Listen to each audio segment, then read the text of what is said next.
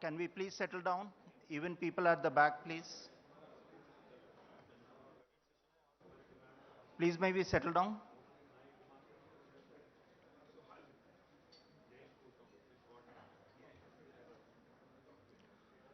So with your permission, we'll start. Thank you.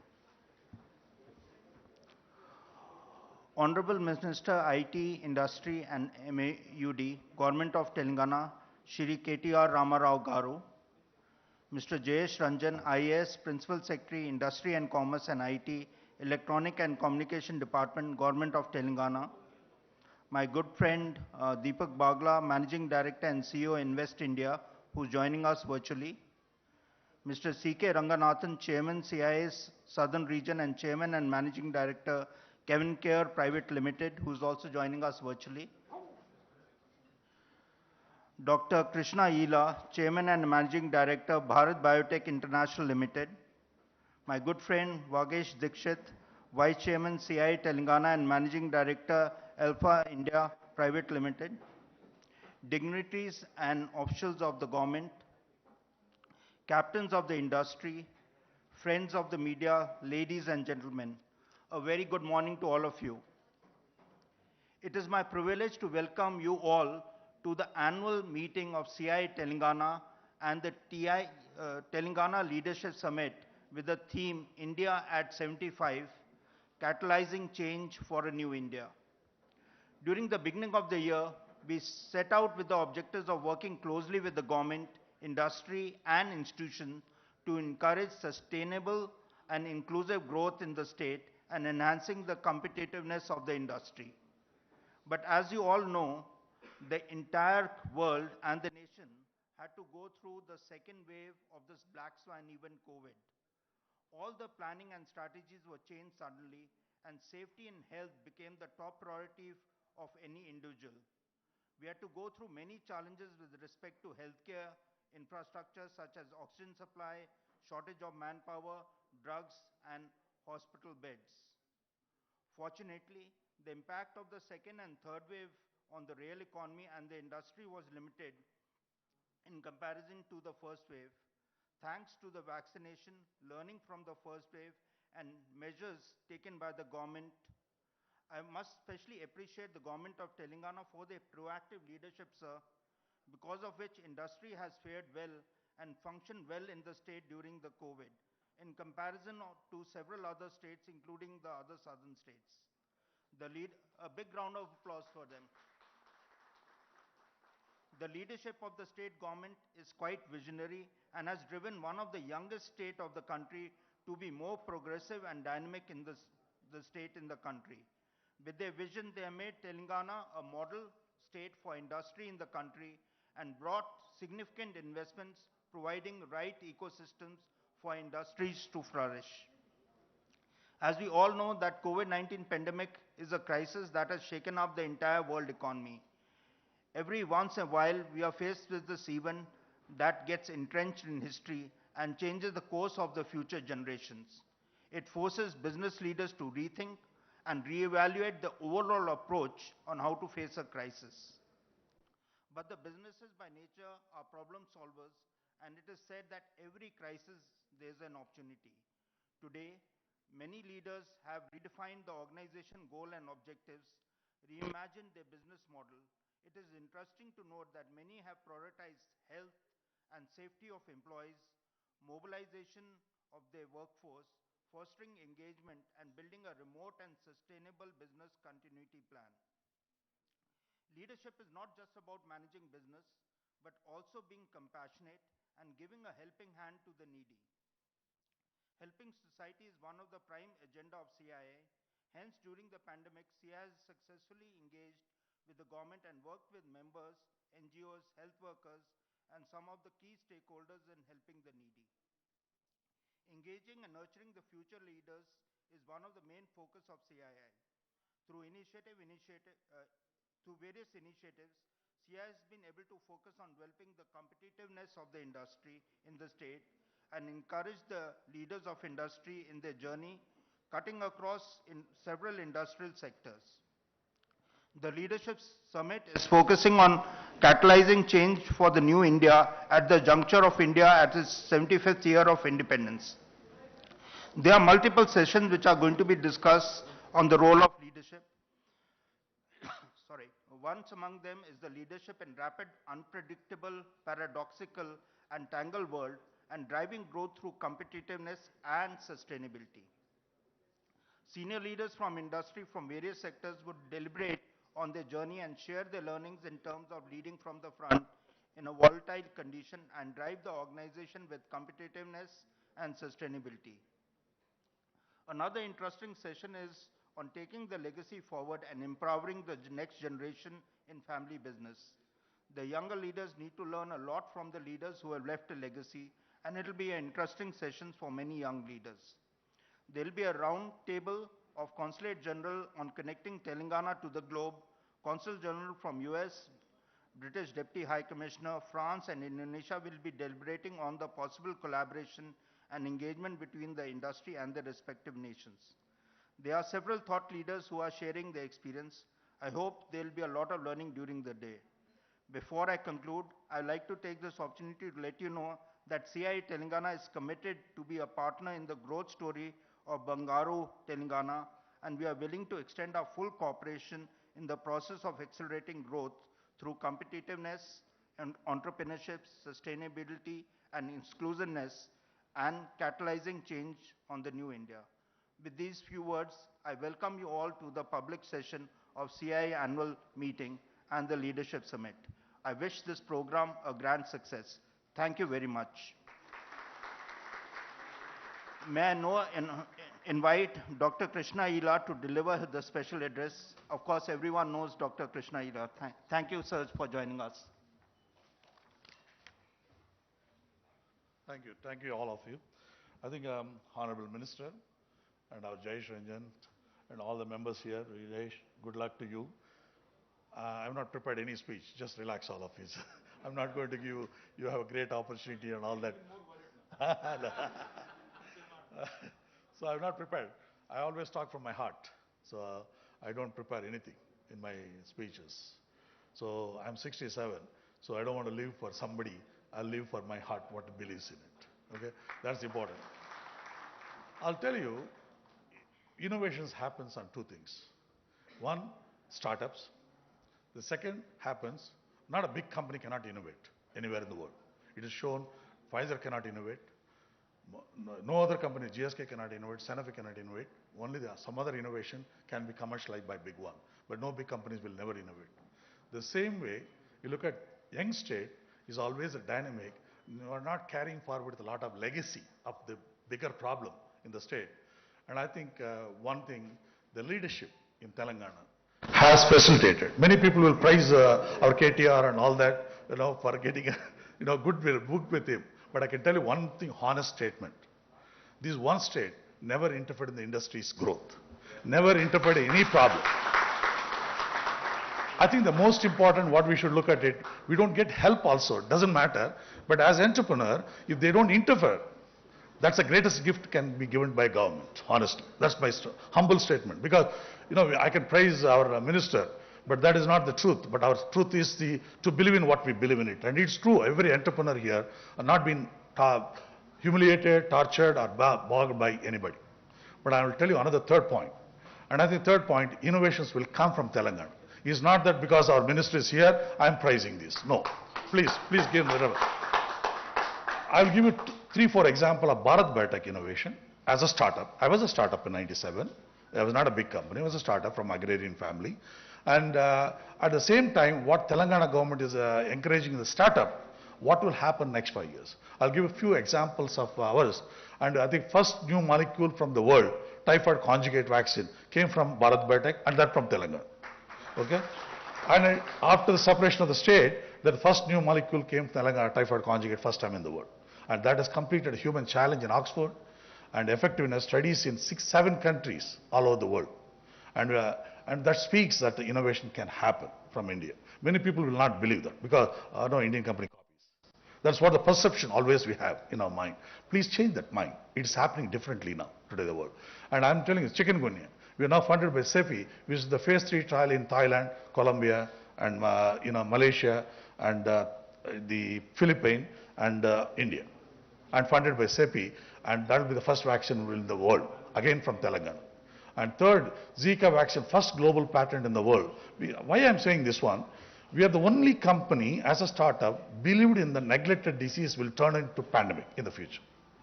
And we've been working right from the inception of the company that any day neglected disease will be a pandemic and we need to be prepared. So coming to my conclusion of the speech is very simple. And I think Telangana is well prepared to handle any pandemic in the future much better. We are also developing, a lot of other Indian companies are developing a lot of platform technologies. I predict that next pandemic, if it comes, it will be in the animal side on food security issues, if at all happens. If it happens, we don't want that, but if it happens, the likelihood is probably the food security will be another limiting factor which we should look at it. And I think as a manufacturers, as a state, I think we are well prepared than anybody else. I think you look at a containment facility, biosecurity, containment, BSL-3 facility, only first one in the world is right in Telangana, right in Shamirpet, right in Genome Valley. That speaks that we are the first facility in the world. We have even better than Wuhan lab is only a lab. It is not production facility. So the first production facility is right in Telangana. I think we are geared up as a country, as a state. And as a state, and I'm telling honestly, I'm proud to say that in front of all the people here, government never interfered. They were there all the time. Even when I have some problem with the TSIC on some assigned land, they said, we will come and help you. We will help you. They came directly to us, I'm telling honestly. I'm actually, company people are lethargic people. I've seen one thing I'm telling you. Company people are lethargic today. Company people become complacent. And employees also become complacent. Yeah, if you push the game, I'll leave this job and go to Aurobindo. And Aurobindo will push him, you go to Reddy Lab. So you people have taken strategy, but government is not like that. Government is sincerely committed to things, but I think as industry, we are still not serious a lot of things. And I think we need to get serious on issues, what is required, what happens in our organizations, what happens to our human resources, and what goes wrong with our human resources, our inefficiency, should be looked at very seriously instead of looking at the government inefficiency. And that is very important. And I think startup is an amazing strategy by the government has done. And I think we'll beat any state in the world probably in the next 2-3 years. And number one. Number three, I think people CII should focus on agriculture and food processing industry. Very important because we predict India is the only country can feed the world. And I think in that game, agrarian requires help. And I think we all want to be comfort zone in the 5-star hotel in Kakatiya and all that. That is what we are looking at it. And I think we need to look at everybody has got a CSR responsibility to help in agrarian community. This is only time in the pandemic, only agriculture has never grown growth down. It has grown up. And I think the Indian farmers have done a tremendous job to the country's progress. And I think we are grateful to all the Indian farmers of this country.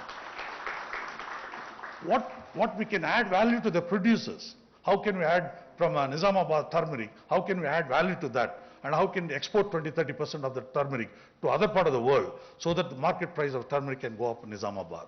And I think we are all entrepreneurs, genius people, and I think you need to look at strategically and put small, if you can't do the business, you put your money into some startup who can do the job. It's not that you have to be selfishly do everything yourself. You can do with some other partnership. I think look at it, partnership is the only game to succeed, and I wish you luck. Thank you very much for giving the opportunity.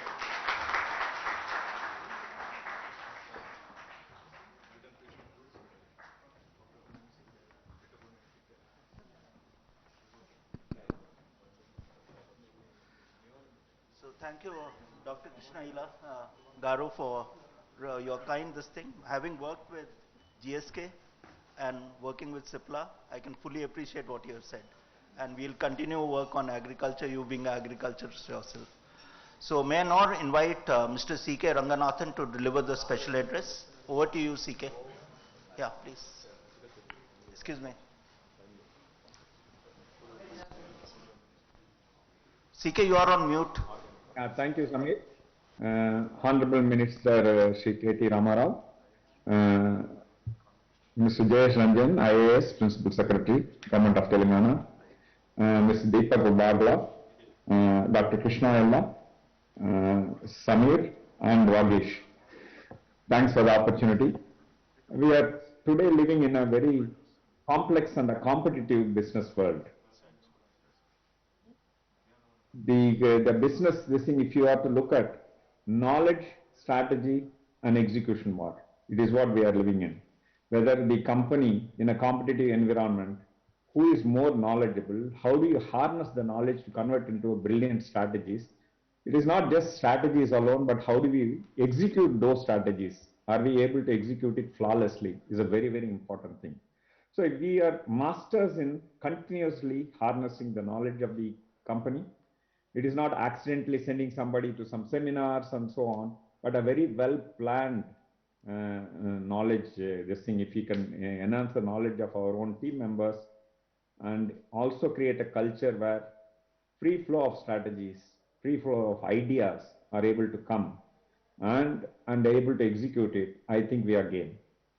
And when it comes to the kind of this thing in terms of uh, CEO's role, very leadership, very important thing. Creating a culture that is how do you make the desirable cultures which will be responsible for the company's success, not only in India but globally. That's a very, very important thing. And leadership always, I think, is a very, very important role. Is this the COVID times? It has created a lot of challenges for us. I think we have emerged far more successfully. We are at the fag end of the pandemic period. Uh, this time, I would like to say that leadership is responsible for developing active foresight. How industry will evolve, how competition will evolve. I think that's a very, very important role. And if you don't simulate that, and we will be caught by surprises. And that's a very, very active role leadership need to play. And also an important role, very successful organization across the world. The middle and junior management run the day-to-day, and top management, the leadership players, are mostly looking at only spend about 25 to 30% of their time in running day-to-day or enhancing, facilitating, or solving problems of the day-to-day to achieve these short-term goals. And they are actively, they most of the time, 70% of the time is spent in inventing the future.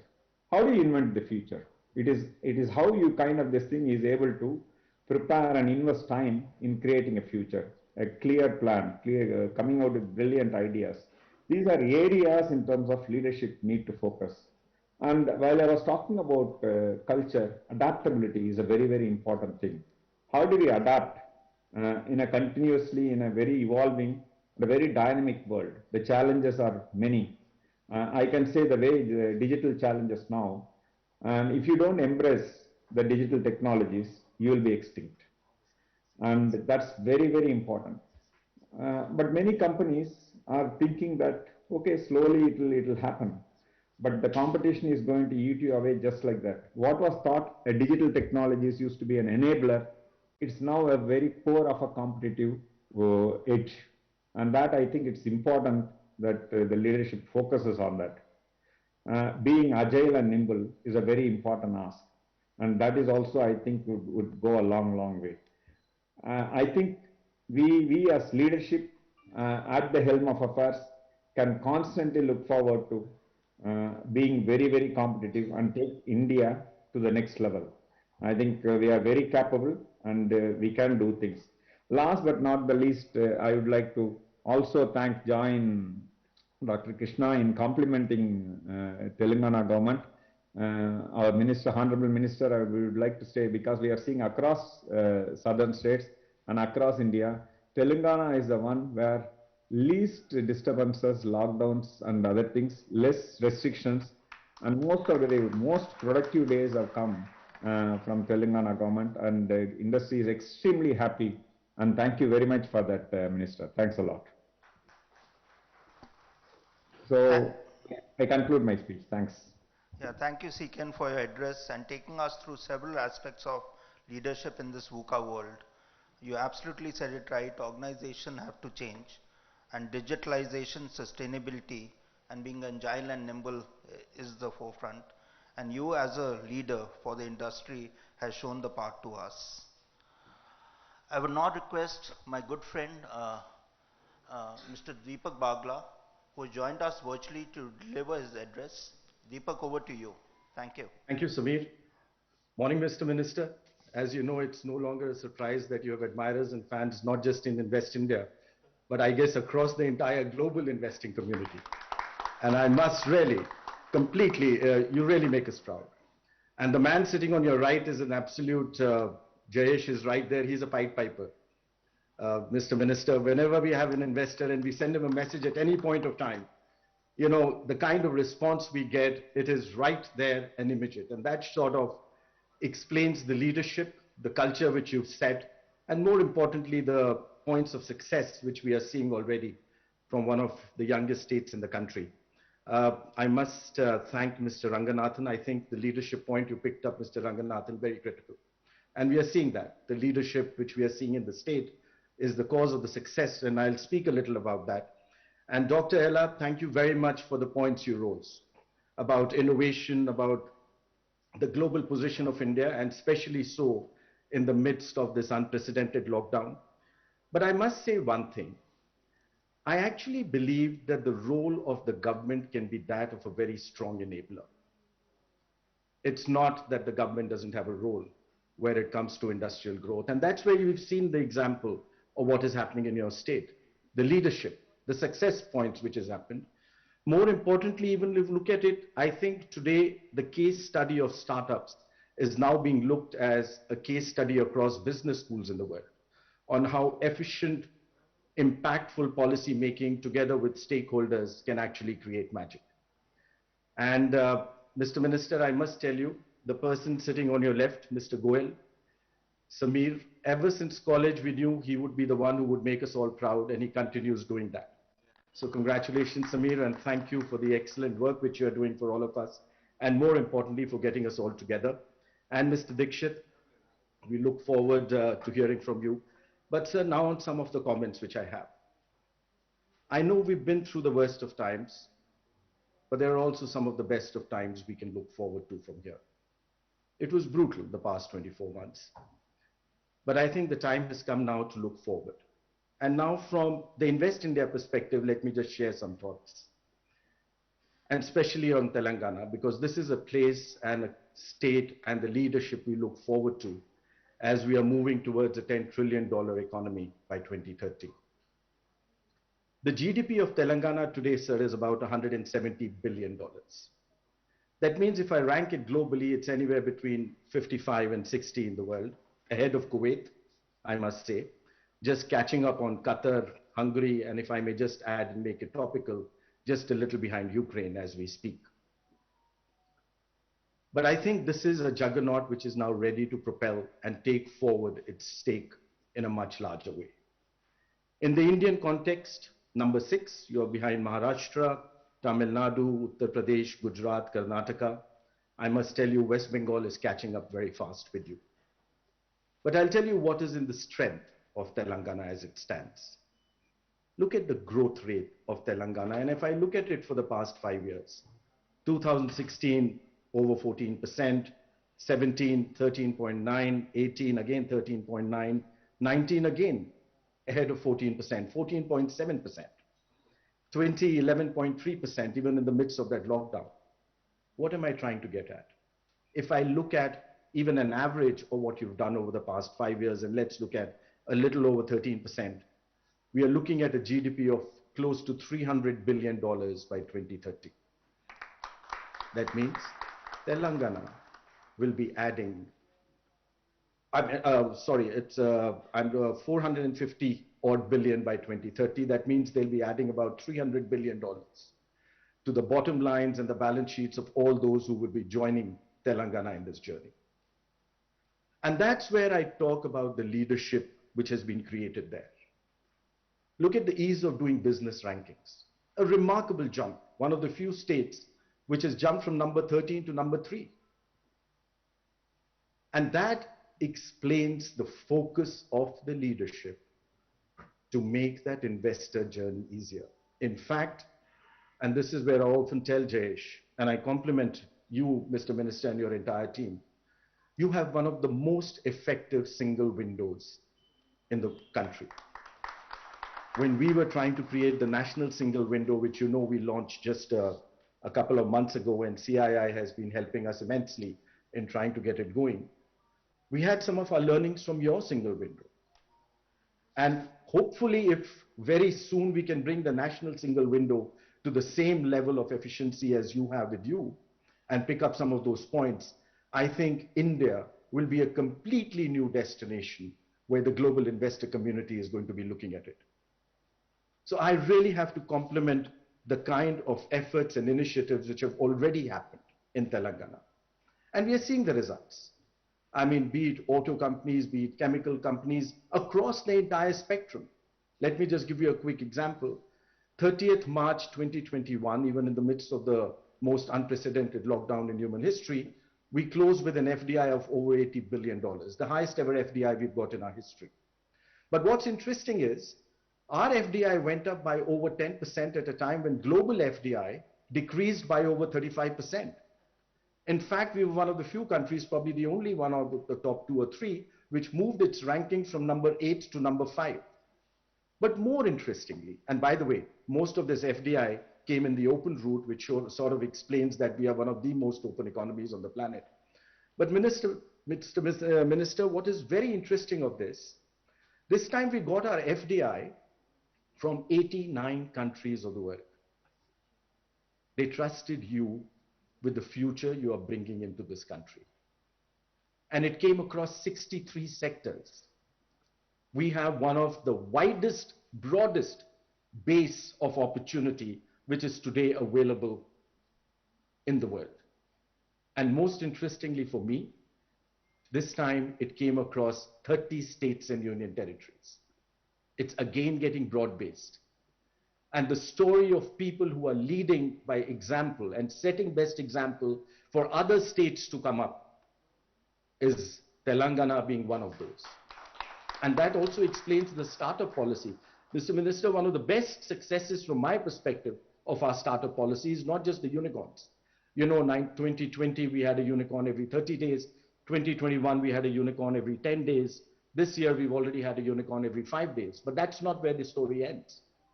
The story is that out of 739 odd districts of India, today over 650 of them have a registered startup with the government of India. The new engine of growth of India, of the new India, is now ready to be bottom up, with a participation from each and every citizen of this country. And for that, we thank the leadership. And Mr. Minister, we thank you for setting best-in-class examples where we all learn from and help others. And here I also must compliment you and your team again. I remember when we were doing the startup policies for India and even the ease of doing business, we had paired states together to help other states which were more aspirational to come up the curve. And you had paired yourself with another set of states, and you've helped those states come up the curve too. This, ladies and gentlemen, is the new India. So Samir, thank you very much for getting me. I take it back to you and I end with these comments. But I really have to thank you and CII for the partnership they have had with us and the support which they continue to provide to take this journey forward. Thank you again, and back to you. Thank you, Deepak. Really pleasure to listen to you, and really proud that you could make time. You are at the control room, I know, and you are now ensuring that all our students who are in your train do get back safely, a lot of them from Telangana. So thank you very much, and also thank you to success of Invest India. You have had global applause thanks to your leadership. Thank you once again, Deepak. Really appreciate your time. A big round of applause for him. May I now invite Mr. Jayesh Ranjan to deliver the special address. Over to you, Jayesh. Thank you. Honorable Minister, Dr. Krishna Ella, Mr. Samir Goel, Mr. Vagish Dikshit, Mr. Jayesh, Mr. Ranganathan, Mr. Bagla, various past chairpersons of CII, senior industry leaders, ladies and gentlemen. This is the time of the year when this annual ritual of leadership change happens in CII.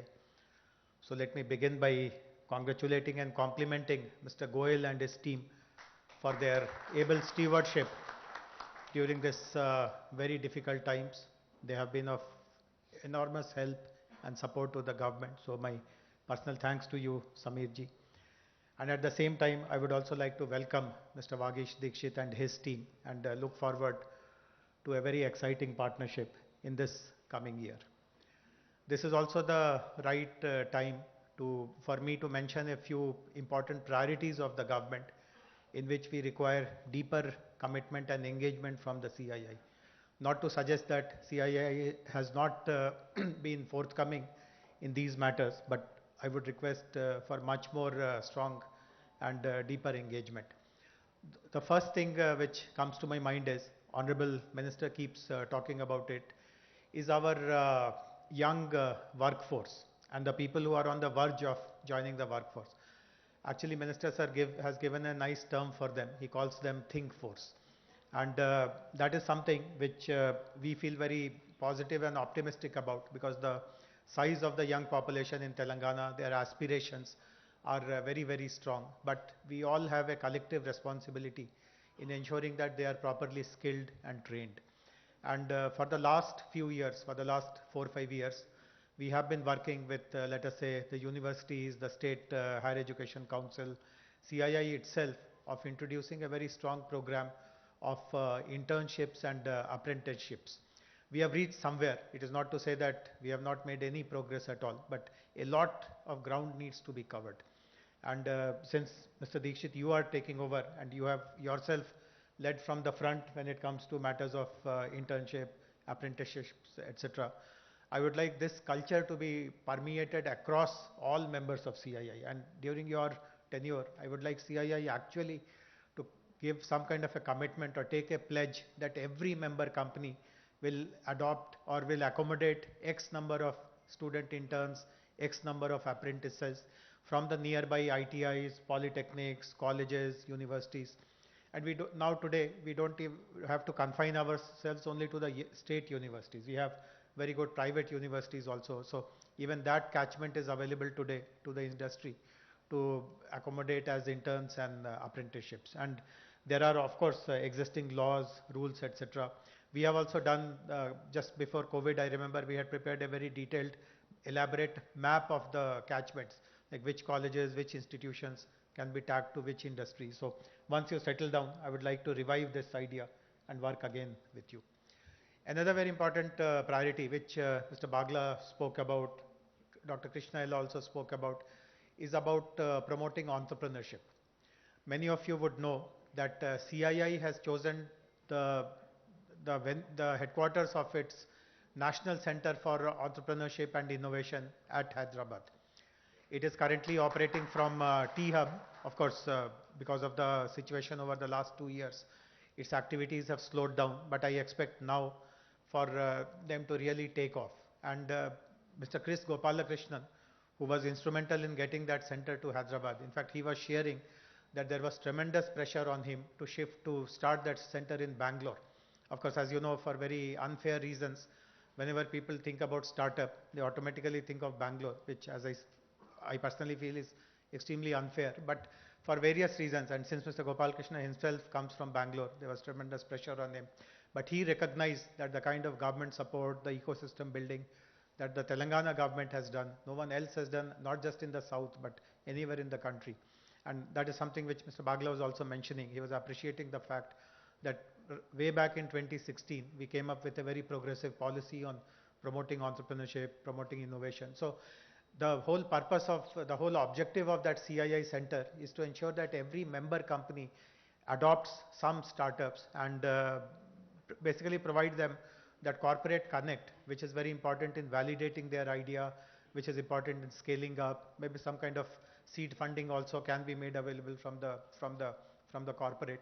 So that is how the center has been set up. Of course, it is a national center. It's just a coincidence that it is headquartered in Hyderabad. But I remember when we were having early discussions with the CII national team led by Mr. Gopalakrishna, I had assured him, I told him that corporates in Telangana will be in the forefront.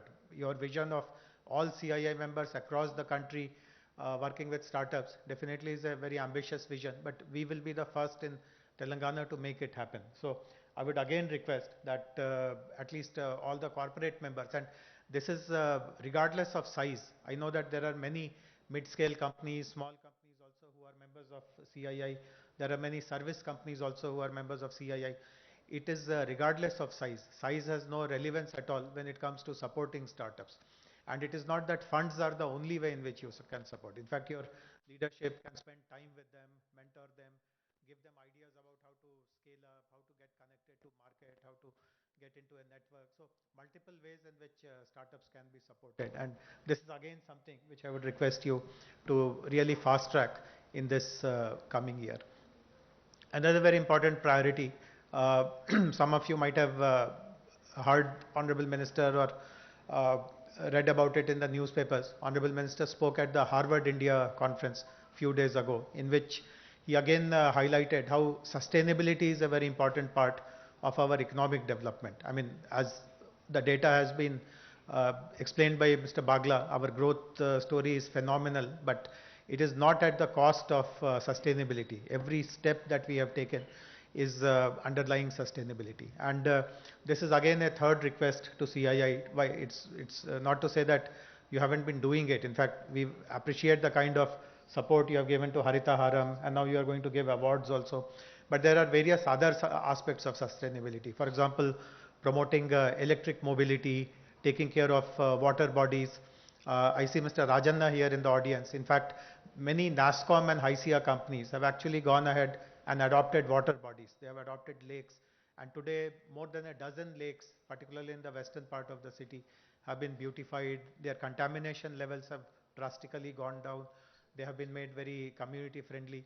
But we have not seen too many industries, non-IT companies, taking up these kind of programs. So I would request other CII members also to take up very important sustainability goals that the government has. So apart from the regular support to businesses, to supply chains, to logistics, to MSMEs, which is business as usual for us. We will always be working with CII on all those fronts. But these three important priorities, in my opinion, are foundational. These are fundamental to provide good skills and training to our young workforce, to ensure that entrepreneurs get much more opportunities in Telangana, and to partner with us on all our sustainability agenda. So once again, good wishes to you, Mr. Dikshit, and all the CII members. Let us have a very, very promising and very flourishing year ahead. Thank you very much. Thank you, Jayeshji. Let me just put on behalf, you have been the one point contact for the industry. And really a big round of applause for him. And whatever he says, he makes it happen. Thank you very much. May I now invite CII colleague Satya Aruna to take over, please, for the awards. Thank you, Chairman. Honorable Minister, Telangana to Harita Haram is one of the excellent initiatives of Government of Telangana, which has paid rich dividends. CII had the privilege of working with the state government. We signed an MOU 6 years back when Mr. Jayesh Ranjan and our chairperson, Ms. Vanitha Datla, signed an MOU. And sir, in the last 6 years, CII members and other stakeholders have planted over 89 lakh saplings in the state. And they have a survival rate of more than 85%, sir. We have very clear evidences of photograph and other details where the saplings you have planted have been growing over a period of time. This year, sir, between August and November 2021, 21 lakhs 46,000 saplings have been planted. And today we would be presenting mementos to 23 organizations who have taken part in this initiative in 2021. We heartily thank all the member companies who have participated in this initiative and request the Honorable Minister to kindly present the mementos to these green warriors. May I also request Mr. Jayesh Ranjan and other dignitaries on the dais to kindly join the Minister in giving away the mementos. May I request the awardees to kindly come from my right-hand side, receive the memento from the Honorable Minister, and go out towards my left-hand side, please.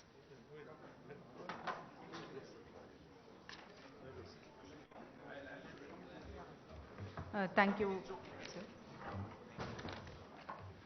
So I would be announcing the companies one after the other. You can kindly come and receive the awards. So the first organization to receive the award is ITC Limited Paperboards and Specialty Papers Division. I would request Mr. Sanjay Singh and his team to kindly come and receive the award, please.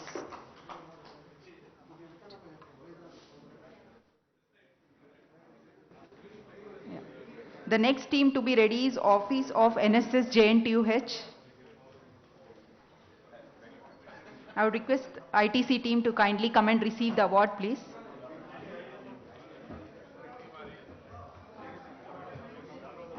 The next team to be ready, Office of NSS JNTUH, please.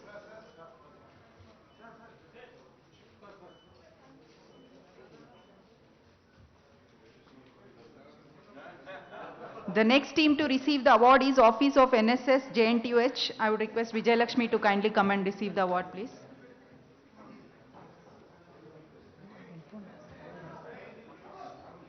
The next team to be ready is Pragati Green Meadows and Resorts Limited.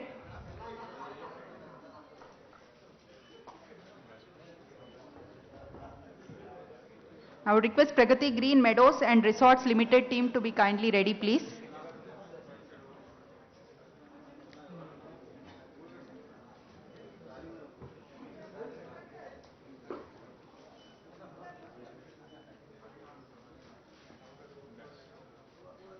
I would request Kanha Shantivanam team to be ready, please. I request Kanha Shantivanam team to kindly come and receive the award, please.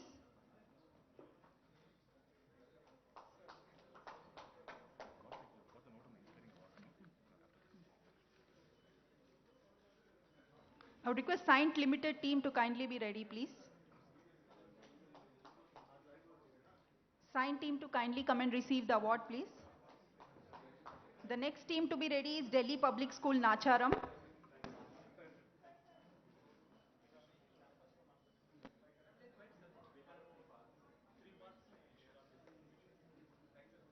The next team to receive the award is Delhi Public School Nacharam. I would request the principal and the team to kindly come and receive the award, please.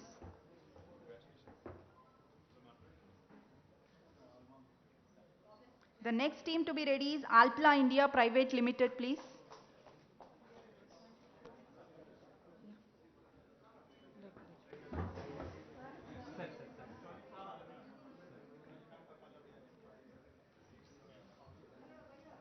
I would request Alpla India Private Limited team to kindly come and receive the award, please.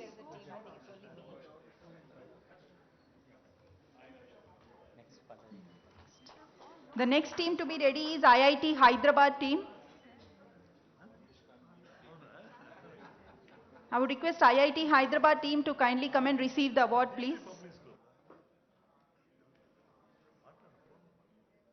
IIT Hyderabad team.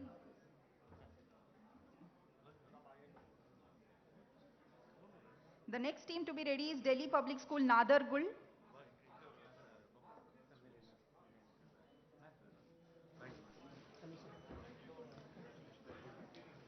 I invite Delhi Public School Nadargul principal and the team to kindly come and receive the award, please.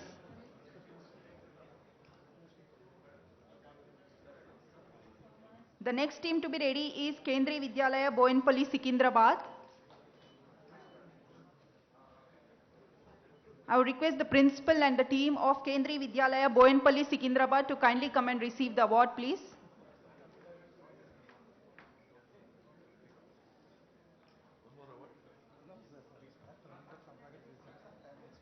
The next team to be ready is Geetham University.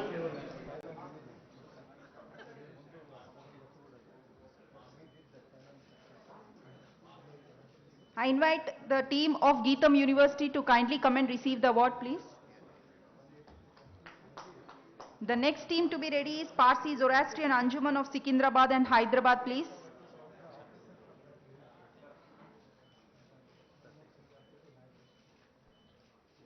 I invite the team of Parsi Zoroastrian Anjuman of Secunderabad and Hyderabad to kindly come and receive the award, please.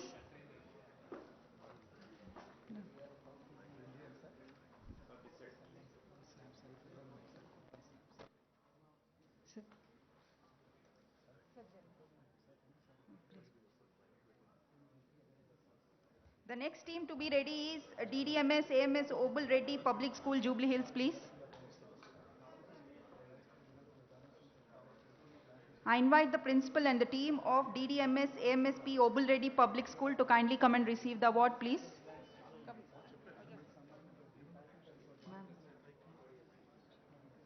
The next team to be ready is Delhi Public School, Mahindra Hills.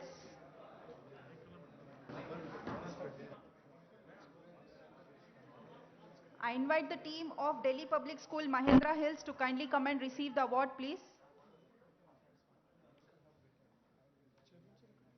The next team to be ready is Pallavi Engineering College, Nagol.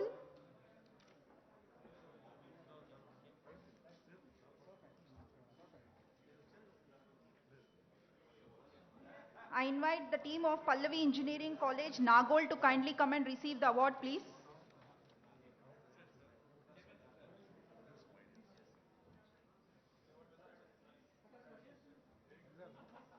The next team to be ready is Pallavi International School, Gandipet. I invite the team of Pallavi International School, Gandipet to kindly come and receive the award, please. The next team to be ready is Pallavi International School, Kisara.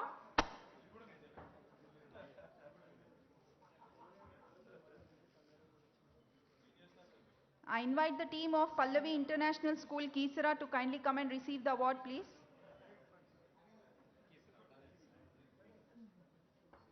The next team to be ready is Pallavi International School, Alwal.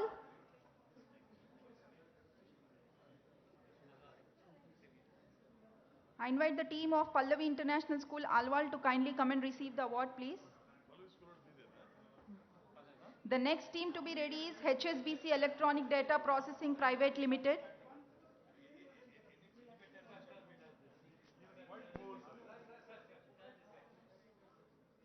I invite the team of HSBC Electronic Data Processing India Private Limited to kindly come and receive the award, please.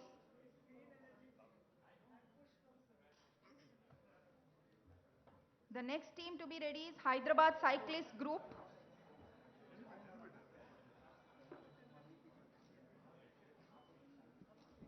I invite the team of Hyderabad Cyclist Group to kindly come and receive the award, please.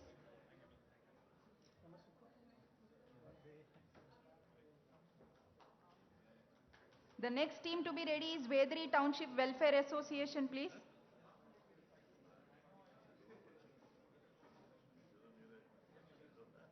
I invite the team of Vedri Township Welfare Association to kindly come and receive the award, please. The next team to be ready is DAV Public School, Safilguda. I invite the principal and other team members of DAV Public School, Safilguda to kindly come and receive the award, please.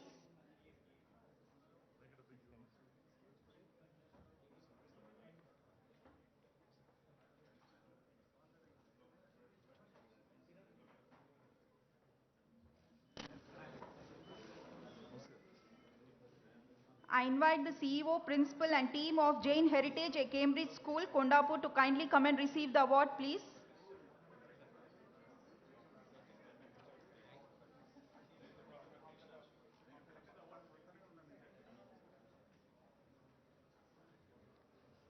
I invite the team of Jain Heritage at Cambridge School, Kondapur to kindly come and receive the award, please.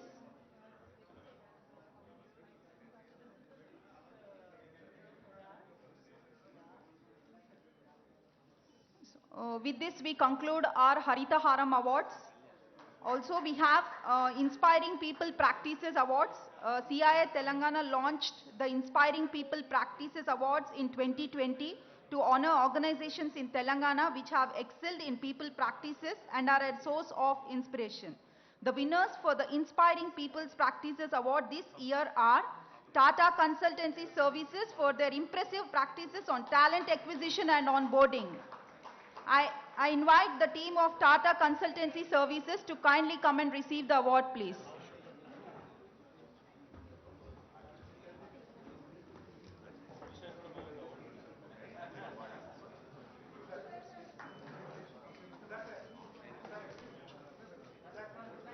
The next award of Inspiring People Practices Award goes to Coromandel International Limited for the exceptional work done in the area of well-being and CSR.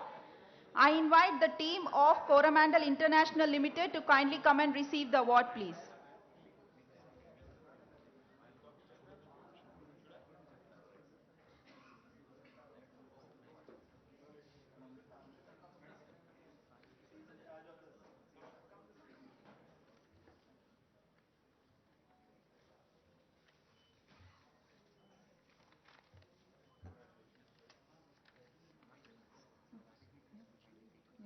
I request all the audience to be kindly seated and the dignitaries also. We conclude this award program and then I hand over this to our chairman, Samir Goel. Thank you.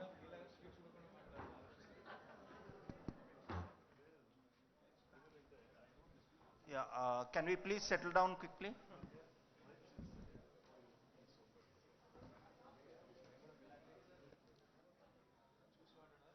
So thank you everyone.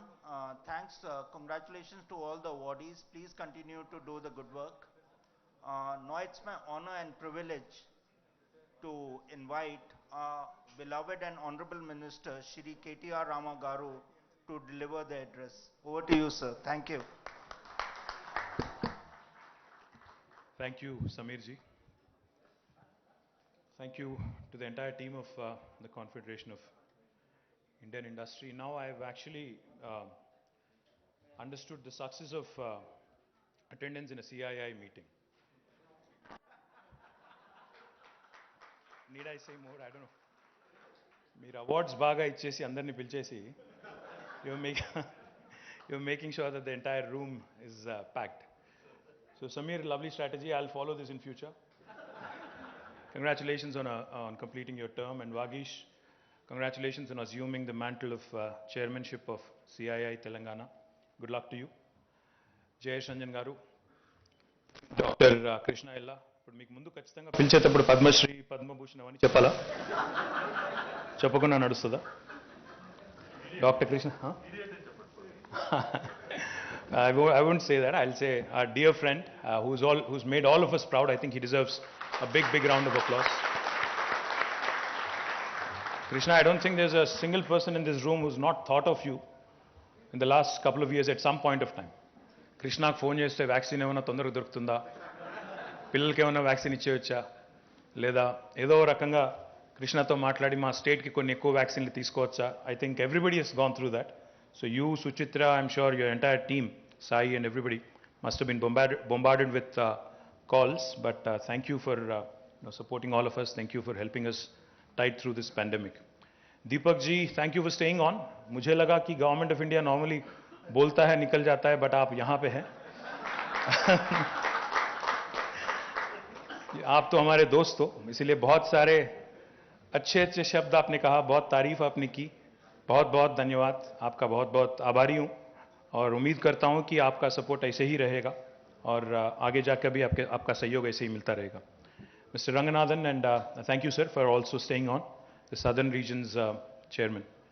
Ladies and gentlemen, today, in fact, as I've just mentioned, is the opportune time of the new team of CII in Telangana taking over from the past team. The baton is being, passed on to Vagish today. But incidentally also, today marks the second anniversary of the first COVID case in Telangana.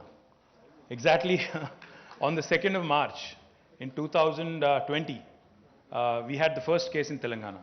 So एकदम सही time चुना आपने, समीर को बाहर भेज के आप नया चार्ज ले रहे हो जब थोड़ा माहौल बेहतर है. Vagish is a smart man, we all know. इसलिए जो बुरा वक्त था, थोड़ा मुश्किल वक्त था, तो समीर को दे दिया. Because Samir is related to Piyush Goyal, as you know. Samir Goyal is related to Piyush Goyal. इसलिए एक साल पूरा उनको दे दिया. अभी थोड़ा बेहतर हो गया तो वागिश आ गया आगे. And one thing I would like to say before in fact I was just debating, because I have this written speech, but then I saw Krishna speaking. He said, I speak from the heart and I'm not going to stick to my written speech, etc. So I am also inspired. Krishna, I'm taking a leaf out of your book. I'm also going to be talking, possibly without looking at the paper. The theme of today's event is India at 75 and catalyzing change for new India. Because India, after independence, will be 75, I think in August this year. 47 is the independence, so 2022, 75 years. So I think one of the things I would like to start off by mentioning is about, क्योंकि हम लोग अभी startups के बारे में बहुत सुनते हैं. स्टार्टअप्स के बगैर आजकल तो एक न्यूज़पेपर में एक दिन भी कोई ना कोई आर्टिकल तो छापता ही है हर दिन. Every day there is a news about some startup becoming a unicorn or unicorn or decacorn or whatever other corns there are, sweet corns, I don't know. There are a bunch of things that keep popping up every so often. So let me talk about the most successful startup in 75 years of independent India. That is the state of Telangana. And the reason why I say this is not because I represent the government of Telangana, but because the numbers actually speak for themselves.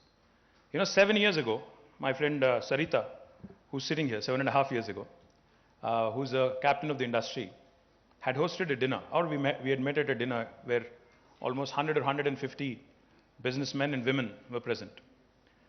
So she, as a son of the soil, as a daughter of the soil, asked me a pointed question. This was not when the TRS had won the mandate. This was much before. No, you were right in asking. About 8 years ago, I think it was. This was at a friend's place. We had all met for dinner, about 100, 150 of us. People who were concerned, people who were worried, people who were anxious as to what would happen when the bill would get passed in the parliament and when the new state of Telangana would come into being. Sarita being Sarita, for those of you who know, she doesn't hesitate to speak her mind. So she asked me point blank onto my face. She said, "Tum log lad to rahe ho Telangana ke liye. But what is it that you guys are trying to accomplish by dividing Telugus? Tum log kya karna kya cha rahe ho?" This is what she said. So I told her, listen, this is actually for the benefit of the people of both Telugu-speaking states eventually. This would help all of us. This would expedite development. This would bring more prosperity. This would spread, in fact, infrastructure growth in all pockets as opposed to, concentrated development in certain pockets, etc., etc. Of course, she was not convinced. But today I'm going to possibly talk about, now you're convinced. Thank you, Sarita. So today I'm going to tell you why you should possibly be convinced. In exactly 7.5 years in Telangana, when we started our journey, I'll just give you 3 numbers. The first thing is our per capita income. When we started our journey in 2014 in June, 2nd of June 2014, the per capita income of the state of Telangana was 1,24,000 rupees. And today, 7.5 years later, and this is not me, these numbers are not mine. These numbers are of the Ministry of Statistics and Program Implementation, Government of India. According to them, the per capita income of Telangana today is 2,78,000 rupees. A growth of 125% from 1,24,000 to 2,78,000 rupees. And the other number I'll share with you. The GSDP, the size of the GSDP, the gross state domestic product, back in 2014 June, was 5 lakh crores, Telangana, 4.9 lakh crores to be precise. And today, again, according to Government of India statistics, the current GSDP size of the state of Telangana is 11.54 lakh crores, 130% growth. This goes to show you how the state has been able to do exceedingly well in terms of all indicators. The other interesting statistic I would like to put forward, and I have to correct Mr. Bagla here. Mr. Bagla said, Deepak ji, आपने कहा कि हम लोग छठे हैं rank में, contribution towards Indian economy. Sir, RBI would like to differ, not me. The Reserve Bank of India has released a report, a book of statistics in October 2021, and they have clearly stated that Telangana is the 4th largest contributor to Indian economy. We are 11th largest in terms of geographical size. We are 12th largest in terms of population, but we are the 4th largest in terms of contribution. Ahead of us are 3 very large states: West Bengal, Karnataka, and I think Maharashtra. So I would like to correct you there, sir. And this is not me again, Reserve Bank of India. In fact, just to put things in perspective, our population in India as a state is 2.5%. But our contribution to GDP of India is 5%. So that is literally Telangana punching above its weight. Double the size, in fact. So that goes to show you why I call Telangana the most successful startup of independent India. Our Honorable Chief Minister, in fact, is a firm believer, Shri KCR Garu is a firm believer in getting the basics right, in getting the fundamentals right. While, it's easy to talk about emerging technologies, it's fanciful to talk about all the cool things that are happening all over the world, the hyperloops and other things of the world. It's easy, it's all nice talk, but I think a country like India, which is still a developing nation, should get its basics sorted. So therefore, when we started our journey, we went with the 3I mantra: innovation, infrastructure, inclusive growth. That's exactly what we focused on in the last 7.5 years. Now, what do I mean by innovation? Innovation in today's world is often misconstrued as being, disruption in the technology area, startups, etc., etc. But innovation can happen on many, many fronts.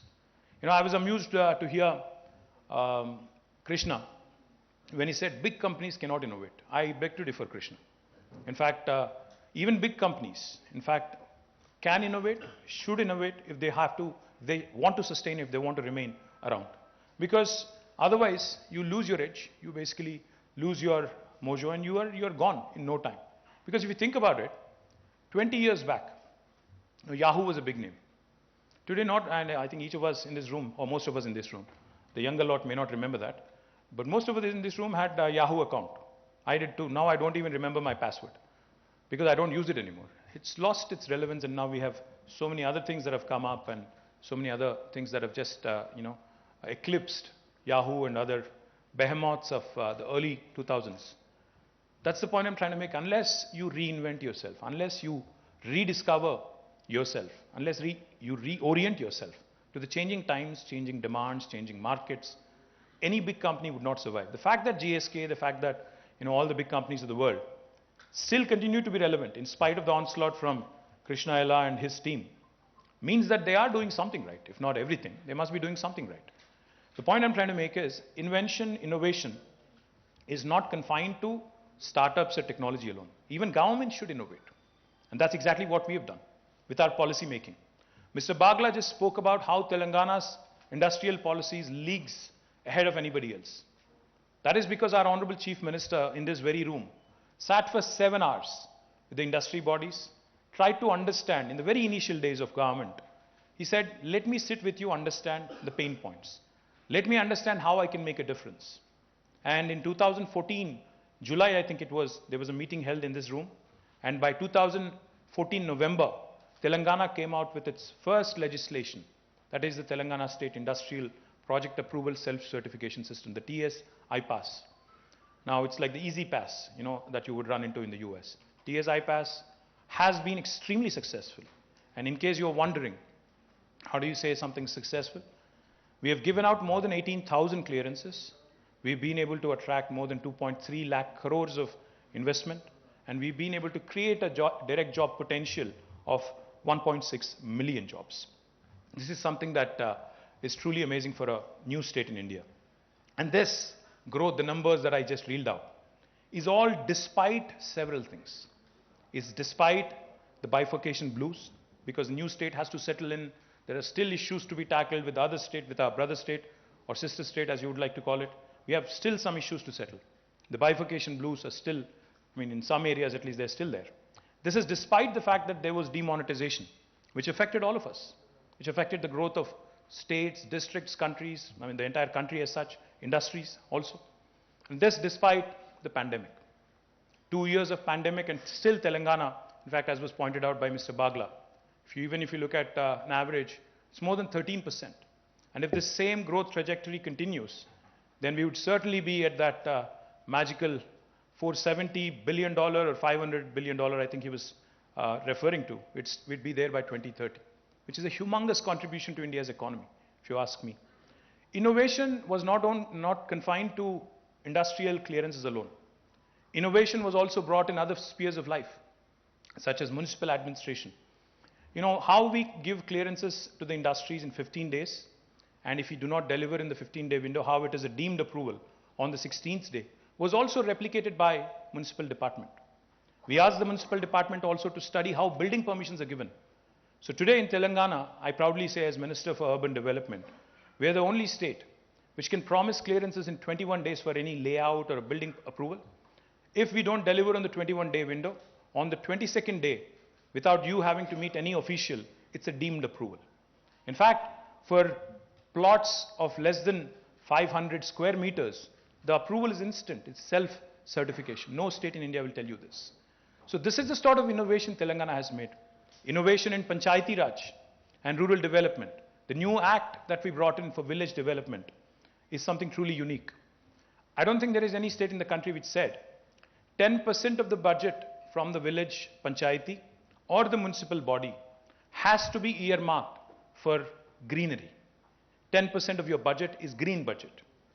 And the new act also espouses, also makes it very, very clear that the village sarpanch or the municipal councillor or the municipal chairperson or the panchayati secretary can lose their job and will lose their job if they do not ensure 85% survival of the plants that have been planted in their respective domains.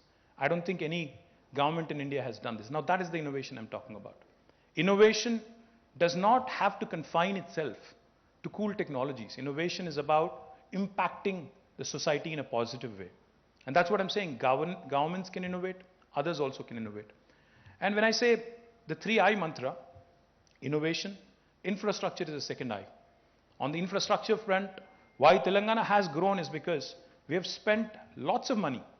We spent extensive money on ramping up our infrastructure.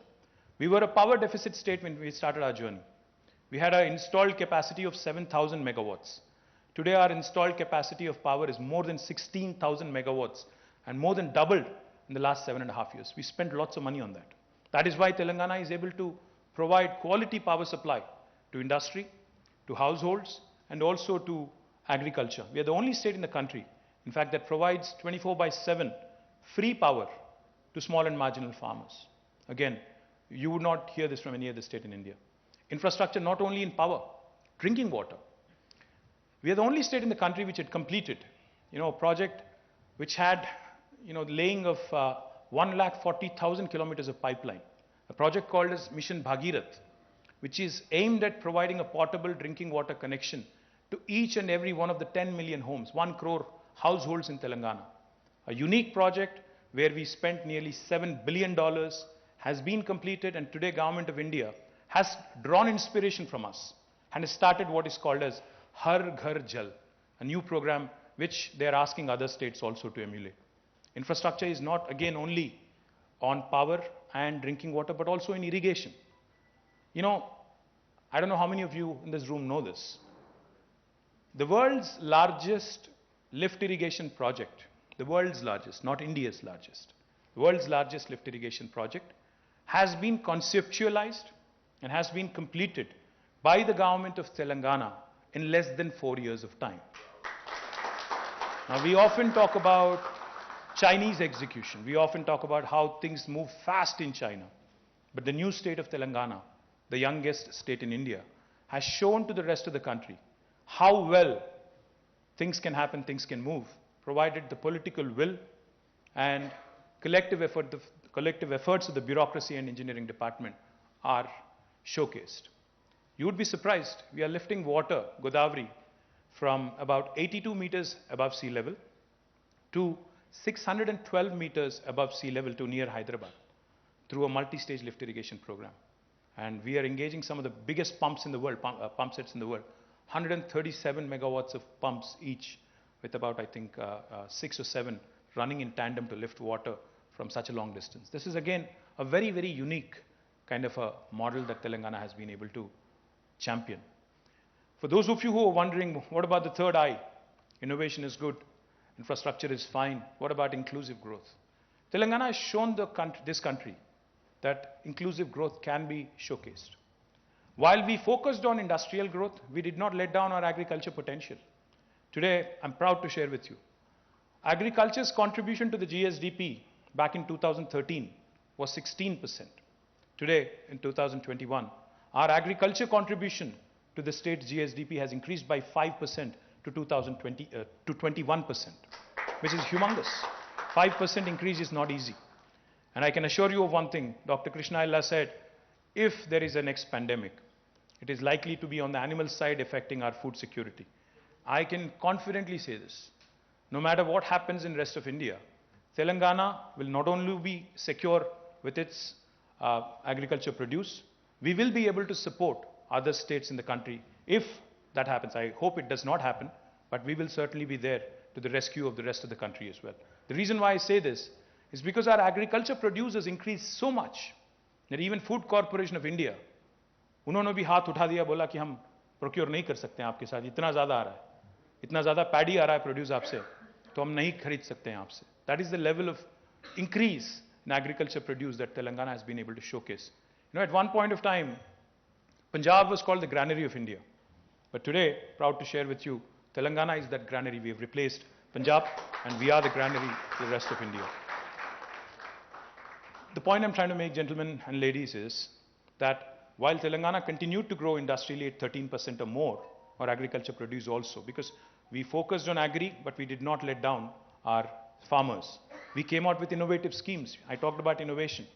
Our Honorable Chief Minister came out with a program, Farm Input Subsidy, called as Raitu Bandhu.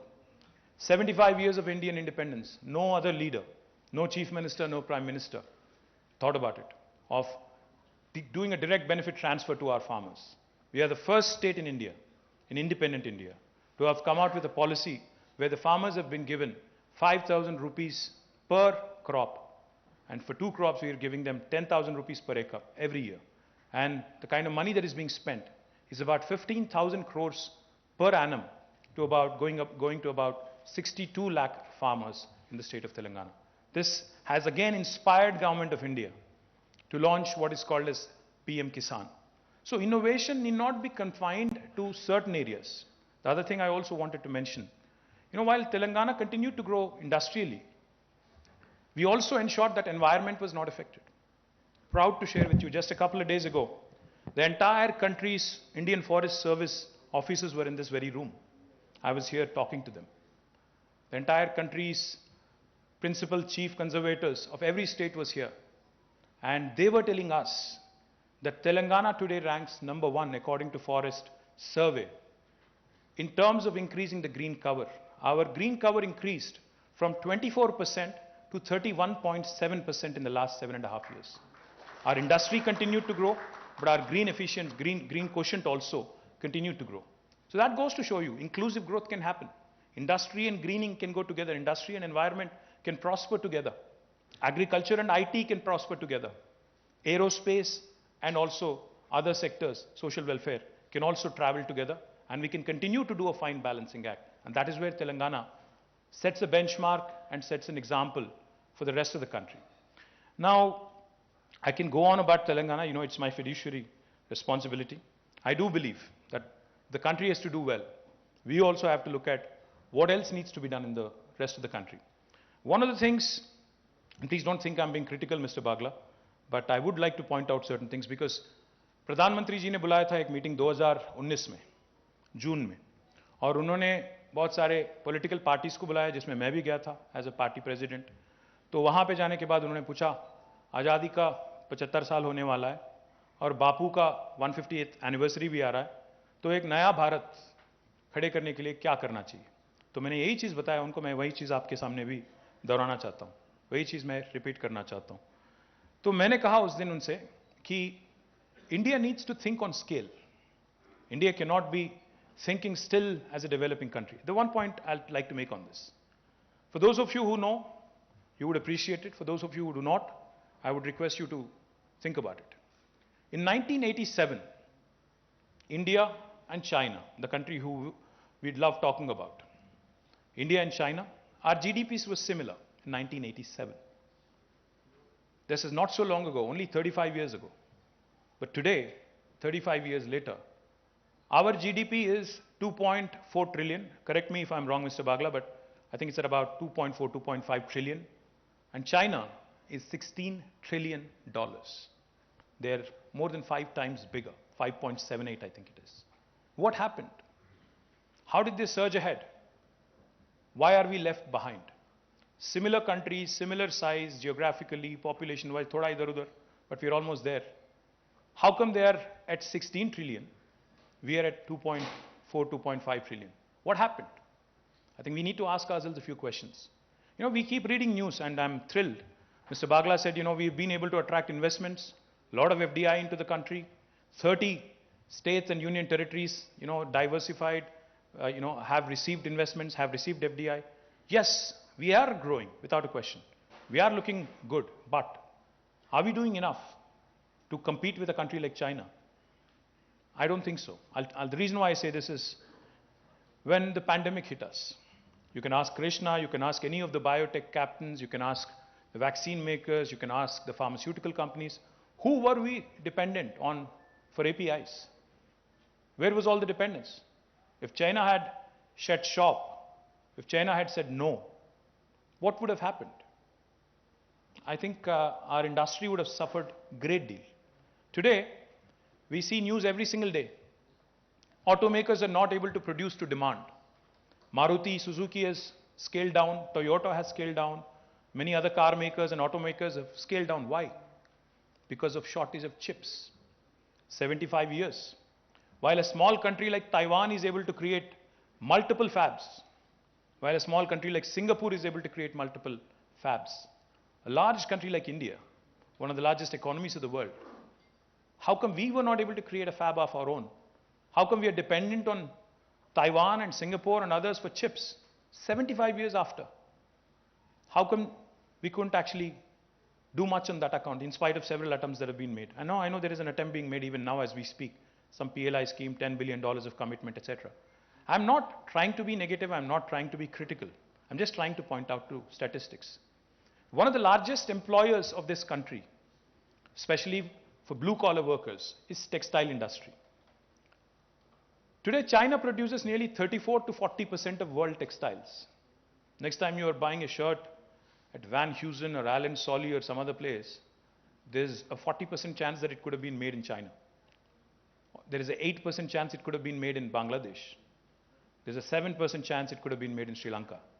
What are the chances that it could have been made in India?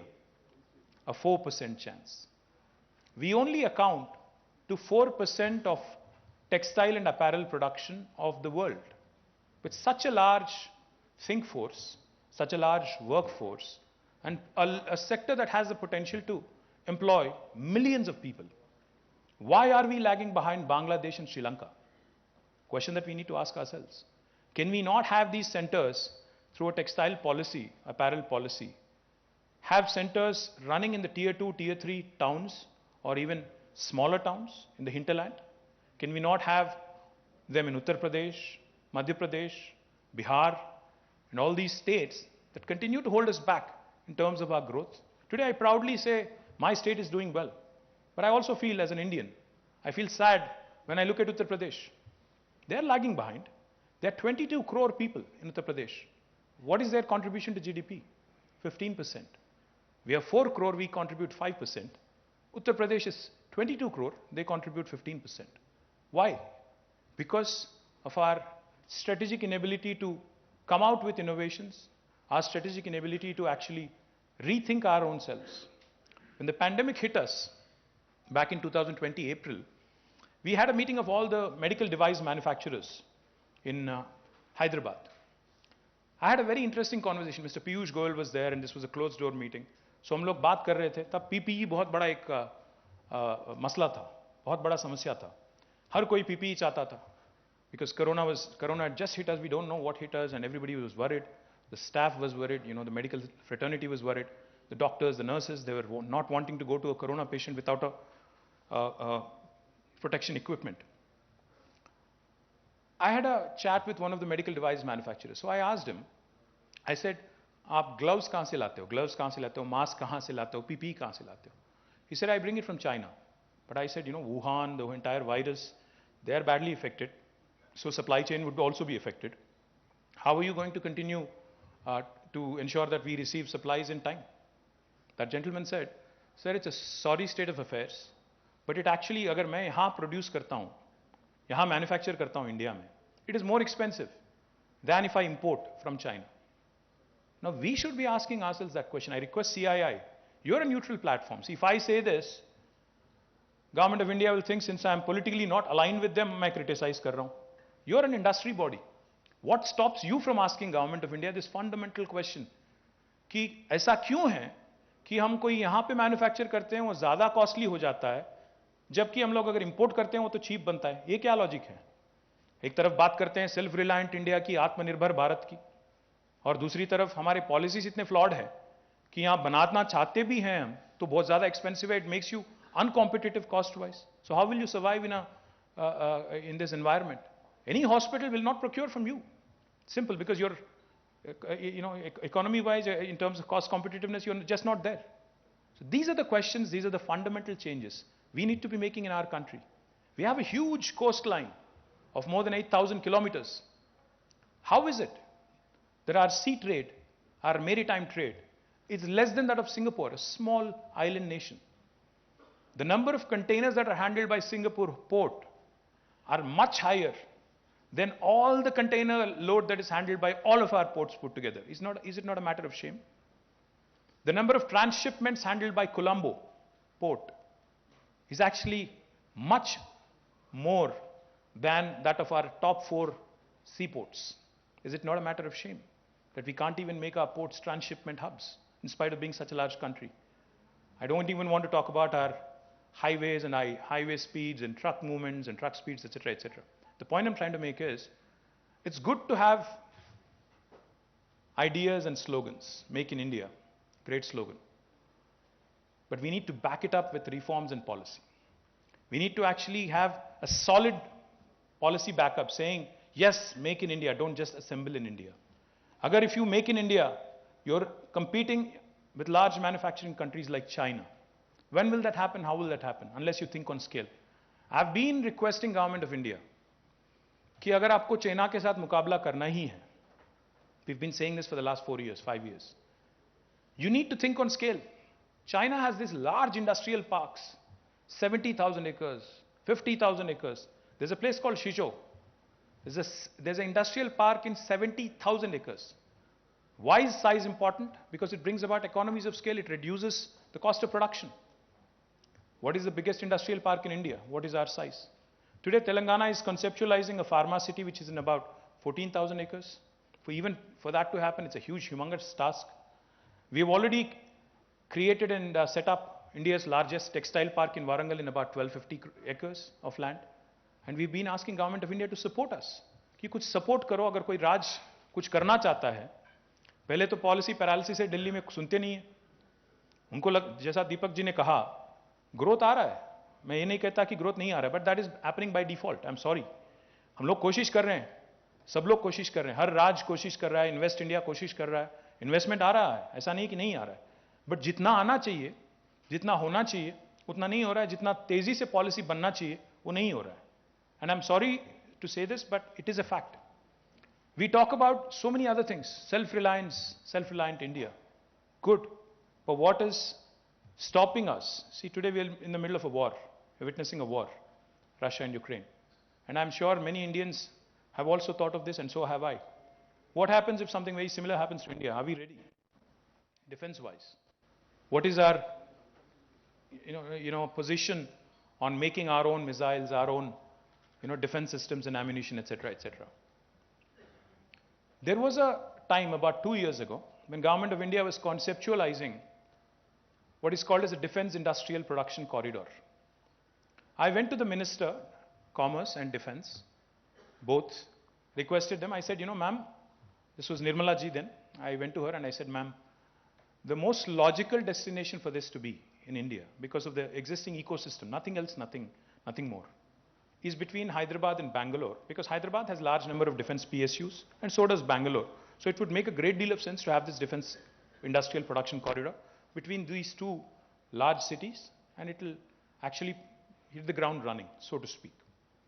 She said, no, but the decision is already made. I said, on what basis and where? She said, the decision is made, it would be in Bundelkhand.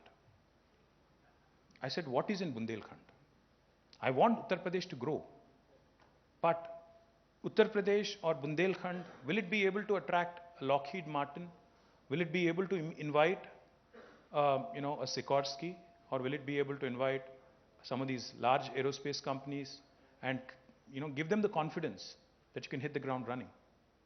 She said, no, the decision is made.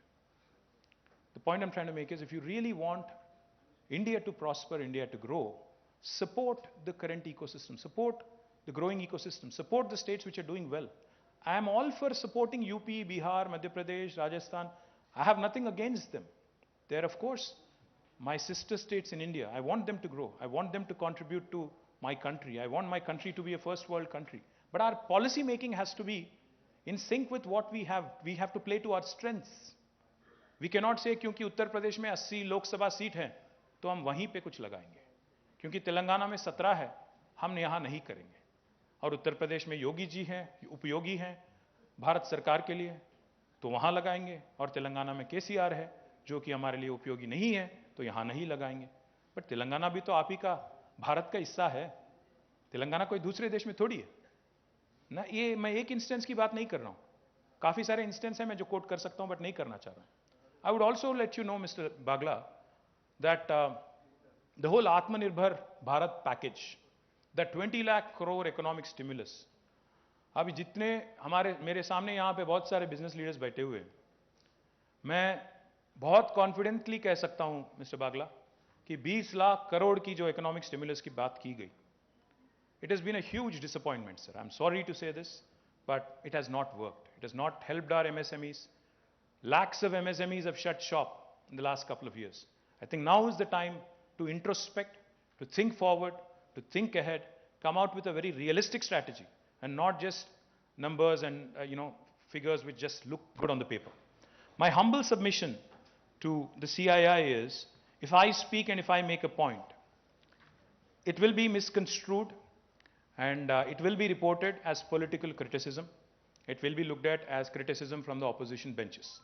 But a neutral body, a body which has, I'm sure, members of all hues and shades of all political affiliations in its organization, such as the Confederation of Indian Industry, if you espouse the cause of India, if you espouse the cause of how India needs to grow, India does not have the luxury of leapfrogging. India needs to pole vault. India does not have the luxury at 75 of abhi bhi leapfrog karenge nahi. You need to really pole vault, you need to really jump ahead, and you need to really be able to grab the opportunity. China se bahut log nikalna chahte hain bahar. Everybody is talking about China +1 or complete exit of China strategy. I will not name names, Mr. Bagla, but I'll tell you one thing. There was a large aerospace and defense company that came to me and that said, sir, हम लोग China से निकल के बाहर आना चाहते हैं, India में लगाना चाहते हैं बेस अपना, बट क्या करें हम लोग? Government of India is arm twisting us and telling us to go to Bundelkhand. I don't want to go there, I want to come to Hyderabad. What do I do? So I could not have said, what do? I can't do much there also. But unfortunately, that is the matter. If a company is not getting response, if an investor is not getting response, practicality, then they will go elsewhere. They'll go to Indonesia, they'll go to Malaysia. India is not the only option, Our competition as Hyderabad is not with Bangalore. Hyderabad is not competing with Bangalore or Delhi or any other state. Sir, Telangana today is competing with Malaysia, Indonesia. We are competing with Vietnam to attract electronics, textiles, etc., etc. So we cannot be looking at things, putting our blinders on and saying कि हम लोग उत्तर प्रदेश आएंगे तो यहाँ पे करवाएंगे आपसे काम, वरना नहीं करवाएंगे. इंडिया में आपको मौका कहीं और नहीं देंगे. My request to CII also is please be bold, reach out to the powers to be in Delhi. आप उनसे झगड़ा करो, लड़ो और पूछो उनसे, डिमांड करो, क्योंकि इलेक्शन भी ज़्यादा दूर नहीं है, अब शायद सुनेंगे थोड़ा, तो आगे जाके बात करना पड़ेगा. एक आदमी ऐसे थे जो आपके CII में थे, थोड़े दमदार थे, बोलते थे, राहुल बजाज. बदनसीबी है कि वो गुजर गए, अभी वो नहीं रहे हमारे बीच. He was the man who used to speak his mind. I remember meeting him several times in Davos. He was not afraid of speaking his mind to union ministers and government. बहुत लोग डरते हैं आप में से लोग. मुझे याद है एक इंस्टेंस, हमारा यहाँ पे ग्लोबल एंटरप्रेन्योरशिप समिट हो रहा था, तो फलकनुमा में हम लोग डिनर दे रहे थे. अब नाम तो नहीं लूंगा मैं, उनकी बदनामी हो जाएगी. तो हम लोग इंतजार कर रहे थे वहाँ पे प्रधानमंत्री की और चीफ मिनिस्टर की. तो बॉम्बे से एक इंडस्ट्रियलिस्ट आए थे यहाँ पे, उनका फ्लाइट खड़ा हुआ था शमशाबाद में, फलकनुमा में डिनर करके उनको जाके अपना फ्लाइट में जाना था. तो वो कह रहे थे कि भाई मैंने तो सोचा कि 9:30-10 बजे तक हो जाएगा डिनर, तो मैं वापस जाऊंगा 11 बजे तक. I have invited some guest at home. तो मैंने कहा ठीक है निकल जाओ, बहुत सारे लोग हैं यहाँ पे, मैं बोल दूंगा उनको कि आपको जाना था, जल्दी था, वो लोग लेट हो रहे हैं तो आप चले जाओ. He gave me a dirty look. सिर तुम्हें पता है क्या होगा अगर मैं चला जाऊंगा तो? सो ये माहौल अच्छा नहीं है. डर के काम करना अच्छा नहीं है. दोस्ती के साथ काम करो, प्रेम के साथ काम करो, मोहब्बत के साथ काम करो, इंडस्ट्री के साथ. And I think the most important thing, I was feeling a bit sheepish also when Dr. Krishna Ella kept saying, the government here does not interfere. Apparently that has become a compliment also. We are supposed to be enablers, Krishna. If anything, apparently it has become a compliment. Being unobtrusive also has become a compliment. It's a matter of collective shame. If governments today are being complimented for being unobtrusive and not harassing you, it's a matter of shame. If anything, we should be complimented for doing more, for being enablers, for creating infra, for making conducive policies. Hey, all of which I have done, huh? We have done. So please also compliment us for that. And more importantly, for being unobtrusive and not being in your hair and, poking our nose where it does not belong. So I request the new incoming team of Vagish Dikshit from CII Telangana. You will please lead your southern chapter, the rest of the country. You please go meet Mr. Bagla on the practicality of my suggestions, on any input that may or may not, be taken seriously by coming from me, but I think it will be taken far more seriously if it comes from CII. So good luck to the entire Confederation of Indian Industry, particularly to the chapter of Telangana. Thank you one and all.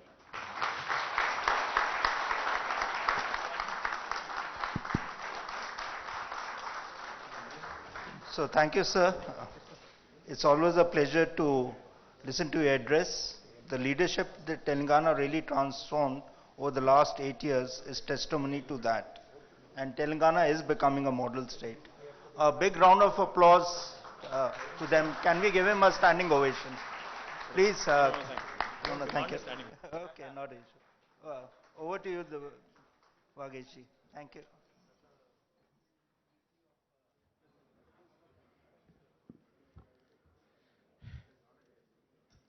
Honorable and our beloved Minister, Shri KT Ramarao Garu, dear Shri Jayesh Ranjan, Principal Secretary, Industries and Commerce, Shri Deepak Baglaji, Shri CEO Invest India, Shri C.K. Ranganathanji, Chairman CII Southern Region. From the CII Telangana platform, addressing for the first time, sir, you as Padma Bhushan, Shri Dr. Krishna Ella Garu, Shri Samir Goyal ji, our Chairman, CII Telangana, dignitaries, officials, Government of India, from the government, captains of Indian industry, friends from media, ladies and gentlemen. It's my privilege to deliver the closing remarks for this important initiative. Before I take up my agenda, let me start by saying this has been an amazing year for CII. Through 2021, this was a challenging year with pandemic, both with Delta and Omicron, but industry has steered through this crisis in a better way than the first wave. I hope we will overcome this pandemic and continue to grow further.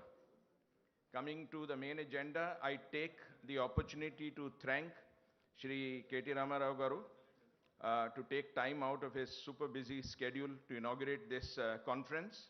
Sir, we applaud your efforts to make the state a leader of sorts in all fronts. I loved your comment about Telangana being the most successful startup since independence, and I can't echo more than this. Whether it's the per capita increase from 1.25 lakhs to 2.78, whether the GSDP increased from 5 lakh crore to 11.5. The point that you mentioned on a lighter note, that I come in at a time when the tailwind is in process with Omicron going down, I would like to say, sir, you and your government have been the biggest tailwind for industry for many, many years. And I look forward to that tailwind steering CII further. We have taken copious notes on your 3-point agenda on innovation, infrastructure, and inclusive growth, and your larger agenda of espousing the cause of India. We will take this with seriousness, and we shall try to be as fearless as possible in taking these forward. I'd like to thank Shri Jayesh Ranjan ji as well for joining us today and delivering his special address. Sir, as usual, you've been very pointed, and you've brought 3 priorities on young workforce, which Shri KTR Garu mentions as Think Force. And you're right that I've been very passionate about this whole project on internships, education, dual education, and I hope that we can work together to put a multiplier of sorts and not move in percentage. The second point on promoting entrepreneurship, it's indeed an honor that the National Center for Entrepreneurship is in T-Hub. We will certainly work towards increasing our dialogue on mentoring. Even Indian Women Network last year mentored over 58 women entrepreneurs. They have a plan to double or triple this, and CII Telangana would also work very strongly in taking this agenda forward, sir. And the third subject you mentioned about sustainability. This is a very passionate subject for all of us, and sustainability not just as a buzzword. I've been attending a lot of conferences, being involved in the industry of packaging, and there are many times we import international problems and claim them to be ours. We don't talk about e-waste management, we don't talk about bio-waste management, which are huge issues. These are not problems in Europe and US, but they are big problems here. We talk about sustainability issues which are sometimes on the surface and miss the larger picture. I hope we in CII can see the larger, real picture and work with the government to take our common agenda forward. I thank Shri Deepak Bagla ji for staying with us throughout. Very kind of you to have taken the time out of your schedule, sir.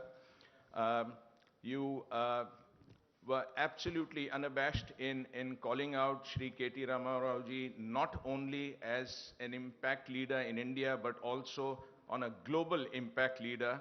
And we thank you for making that call out in reference to investing in India. Government can be a strong enabler, and you mentioned about Telangana's growth over the last few years being north of 14% year on year, and the single window being the best in class in the world, and that Invest India has taken copious notes from Telangana government in this regard. We appreciate your making this very open reference. Our dear friend CKR ji, you in your comments talked about Telangana being the most productive state and in terms of being supportive to industry. We all echo this sentiment beyond 100%. Dr. Krishna Ella, also a friend of mine for the last 2.5 decades. Our kids were in school together. Thank you for having the same energy that I saw in you maybe 25 years back. You are like the spirit of a child who wants to discover the world. And you mentioned you're 67, you still have the same childlike energy to discover the world. And thank you for speaking from your heart and lauding the innovations in Telangana. And lastly, I'd like to thank Samir Bhai for his amazing welcome address and leading us from the front. Sir, your passion has been absolutely inspiring. I am standing, so I don't have to stand up, but I do want to ask everyone to give you an absolutely standing ovation for an amazing 1 year in office and beyond.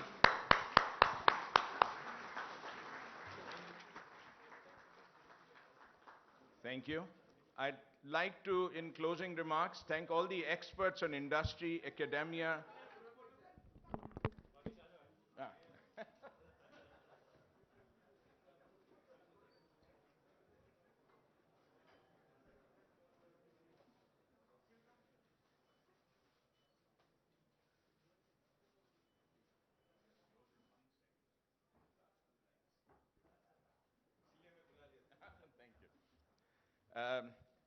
So lastly, thank all the experts from industry, academia, also the Council Generals representing several nations who will be deliberating their sessions. And once again, a big thank you to everyone here for joining us in this session. Thank you very much. We request the CII past chairman and the newly elected council members to kindly join in the boardroom for the first meeting of the Telangana State Council. Thank you.